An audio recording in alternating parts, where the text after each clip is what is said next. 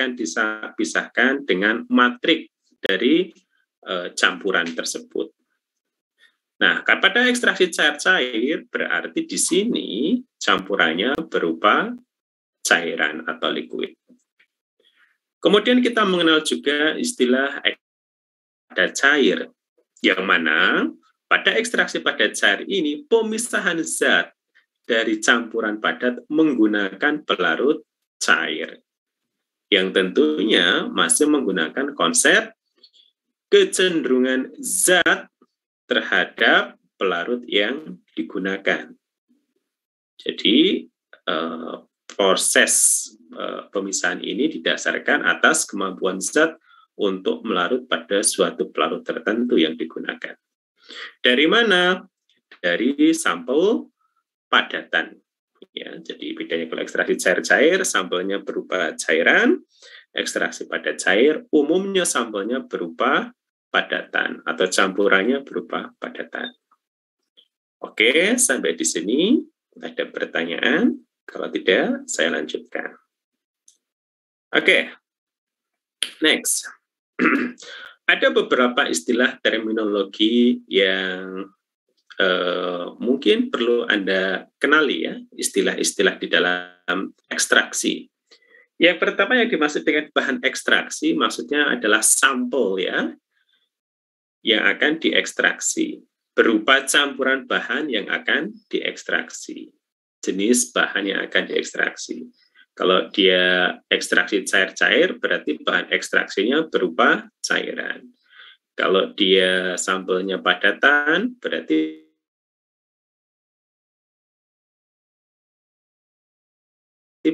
pelarut atau media, ya, yakni cairan yang digunakan untuk ekstraksi. Nah, pemilihan pelarut ini tentu disesuaikan dengan karakteristik dari zat yang akan diekstraksi. Nanti kita mengenal ada istilah ekstrak, gitu ya.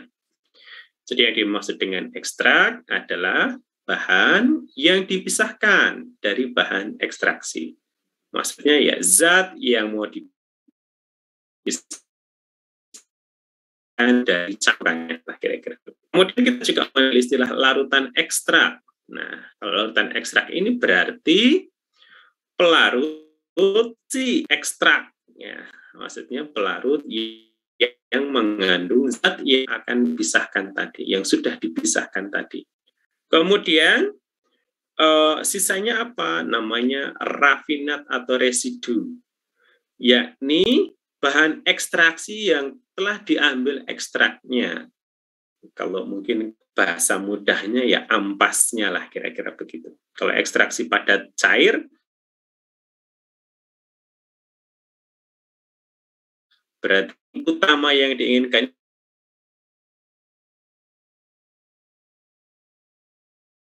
ini sudah dianggap, ini istilah saja, adalah sebuah alat untuk melakukan ekstraksi.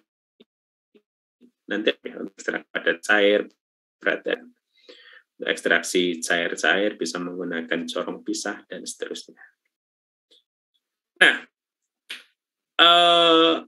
dari karakteristik bahan ekstraknya kita tadi sudah mengenal ya, ada ekstraksi padat cair dan ekstraksi cair. Nah, yang dimaksud dengan ekstraksi cair-cair ini,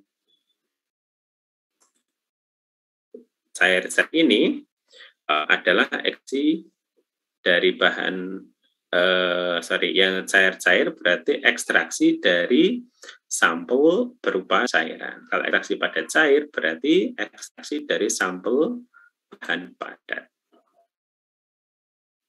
Lalu sulitlah ya di permukaan. Sekarang kita coba lebih intens, lebih dalam mengkaji tentang ekstraksi cair-cair. Ya, tadi kita sudah mengenal ekstraksi adalah pemisahan zat dari campurannya dengan apa? Menggunakan pelarut tertentu. Yang dasar pemisahannya adalah kelarutan zat di dalam pelarut tertentu yang digunakan. Jenisnya ada dua, ekstraksi cair-cair dan ekstraksi padat cair. Sekarang kita sedang membicarakan jenis ekstraksi yang pertama, yaitu ekstraksi cair-cair. Oke. Oke. Untuk ekstraksi cair-cair ini, proses pemisahannya atau pemindahan atau distribusi solut atau zat terlarut di antara dua pelarut yang tidak saling bercampur. Jadi prinsipnya adalah menggunakan pelarut yang tidak saling bercampur. Untuk apa? Mendistribusikan zat yang akan dipisahkan dari bahan ekstrak untuk diperoleh larutan ekstrak. Oke. Kenapa ekstraksi cair-cair ini disukai? Karena pada umumnya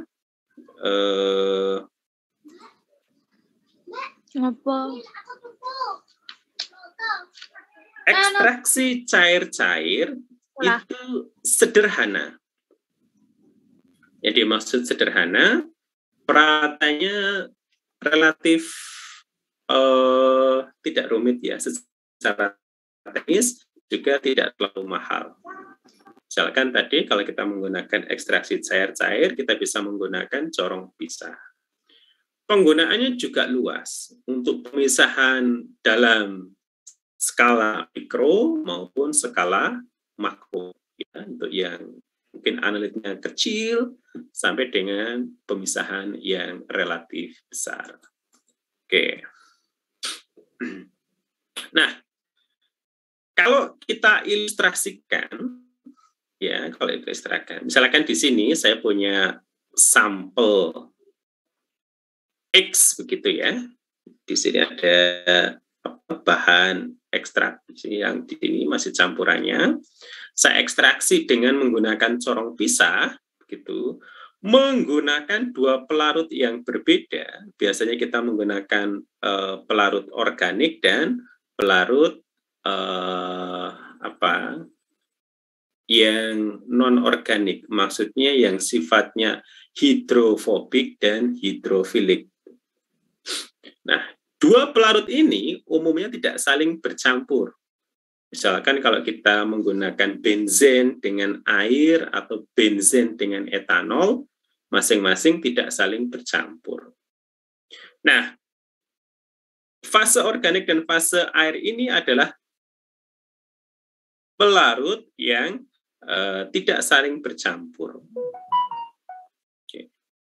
Nah, ketika kita memasukkan sampel, ya, sampel masuk ke dalam corong pisah, kemudian diekstrak dengan menggunakan pelarut organik, ya. Ini kan karena ekstraksinya cair-cair, diasumsikan di sini sampelnya kita larutkan dengan pelarut yang hidrofilik, misalkan air, etanol dan sebagainya.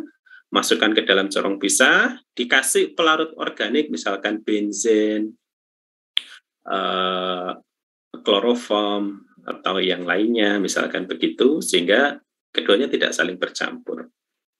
Nah, ada 3 aspek di dalam ekstraksi. Ketika kita memasukkan sampel X ini ya, ke sini, maka yang terjadi di dalam corong pisah ini, si X tadi itu akan terdistribusi, ya, akan istilahnya menyebar, baik pada pelarut air, misalkan di sini fase air ya, FA ya, saya sebut sebagai fase air gitu saja, dan juga terdistribusi pada fase organiknya, misalkan di sini benzen.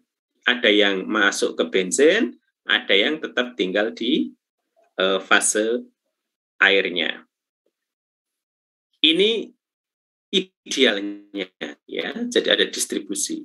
Namun di sisi lain ada kemungkinan bahwa ada terjadi interaksi kimia dalam fase air. Misalkan di sini kemarin misalkan ada disosiasi. Misalkan kalau itu adalah garam ionik, misalkan misal ya, NaCl misalkan.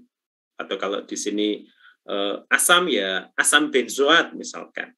Asam benzoat terdisosiasi dalam pelarut air menjadi misalkan H+ dan ion benzoat misalkan.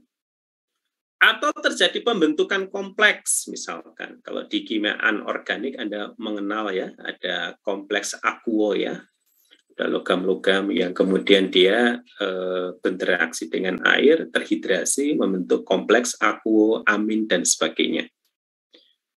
Atau kemungkinan yang ketiga, ya, ketika zat X masuk ke fase organik, bisa jadi juga terjadi interaksi kimia.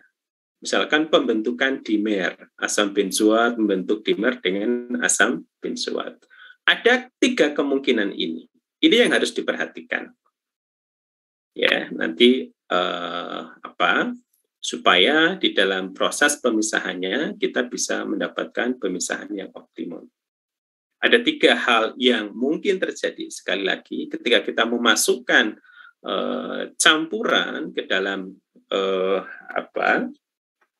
corong pisah yang mengandung fase organik maupun fase air, ada 3 kemungkinan yang terjadi. 1, sampel atau zat akan terdistribusi pada pelarut organik maupun pelarut air. Yang kedua, ada kemungkinan zat yang ada pada fase air mengalami reaksi disosiasi atau reaksi pembentukan kompleks lebih lanjut, begitu. Ada kemungkinan yang ketiga adalah zat yang masuk ke fase organik juga mengalami reaksi pembentukan dimer. Ada 3 kemungkinan itu. Nah, masing-masing aspek ini tentu akan berpengaruh terhadap hasil pemisahan. Itu dulu ya highlight-nya. Jadi kalau ada zat mau kita pisahkan dengan menggunakan metode ekstraksi cair-cair menggunakan pelarut organik dan pelarut air, ada 3 kemungkinan. Yang 3 kemungkinan ini boleh jadi hanya terjadi salah satu, salah 2, atau ketiga-tiganya terjadi sekaligus. Nanti akan kita bahas, karena masing-masing akan memberikan rumusan yang berbeda terkait dengan besaran zat yang dapat dipisahkan. Oke, next. Nah, perlu, mungkin kalau ada yang bertanya, kalau chat mungkin saya enggak. Oh, sorry. Bisa diinterupsi ya kalau ada pertanyaan. Oke. Tanpa adanya proses distribusi atau interaksi ya, yang dimaksud dengan interaksi tadi adalah mungkin semacam reaksi ya, entah reaksi total atau reaksi sebagian. Tanpa adanya distribusi atau distribusi dengan interaksi tadi, maka ekstraksi tidak akan berjalan dengan baik. Ya. Karena apa? Ya, karena dia masih ada pada satu fase. Misalkan masih ada dalam fase campurannya, tidak mau bergerak kepada fase yang lainnya, misalkan fase organik. Sehingga tentu akan sulit dipisahkan dari campurannya.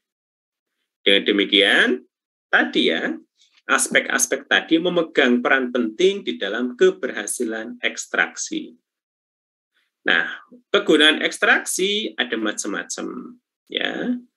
Umumnya ekstraksi digunakan untuk proses preparatif ya, mempersiapkan bahan.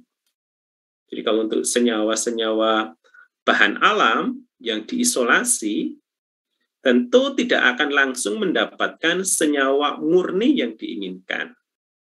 Nah, untuk bisa lebih lanjut dianalisis, biasanya dilakukan pemisahan yang fungsinya adalah untuk preparatif ya, sampel preparatif yang akan digunakan untuk analisis lanjutan. Begitu. Misalkan kalau kita mau HPLC, hasil HPLC-nya bagus ya, dipisahkan dulu dengan cara ekstraksi supaya nanti keluaran dari analisis HPLC-nya, kromatografinya itu bagus. Bisa diamati, tidak terlalu banyak noise atau pengotor. Yang kedua, ekstraksi bisa juga untuk pemurnian. Bedanya apa sih preparatif dengan pemurnian? Kalau pemurnian, jelas sampelnya itu didominasi oleh zat yang memang diinginkan. Jadi kalau pemurnian itu memang misalkan ya, Anda punya misalkan etanol 80%.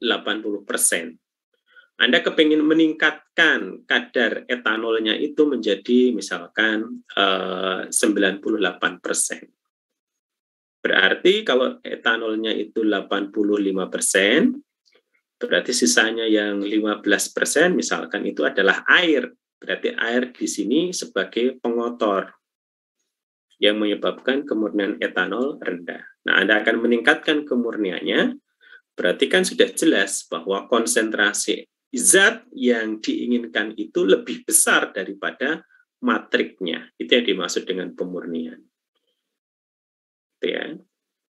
Demikian juga dengan pemekatan ya, atau pengkayaan. Pada prinsipnya kalau pemekatan berarti kan meningkatkan konsentrasi zat yang diinginkan dibandingkan matriksnya. Berbeda dengan isolasi ya. Kalau isolasi itu kan berarti baru tahapan untuk memisahkan zat yang diinginkan dari matrik-matrik yang jumlahnya sangat besar. Dalam hal ini pastilah kadar zat yang kita inginkan itu jumlahnya jauh lebih kecil daripada matrik atau pengotor-pengotor dari campuran sampel yang kita punyai. Bedanya pemurnian dengan isolasi gitu ya. Begitu. Oke, selanjutnya kalau ada pertanyaan silakan diinterupsi.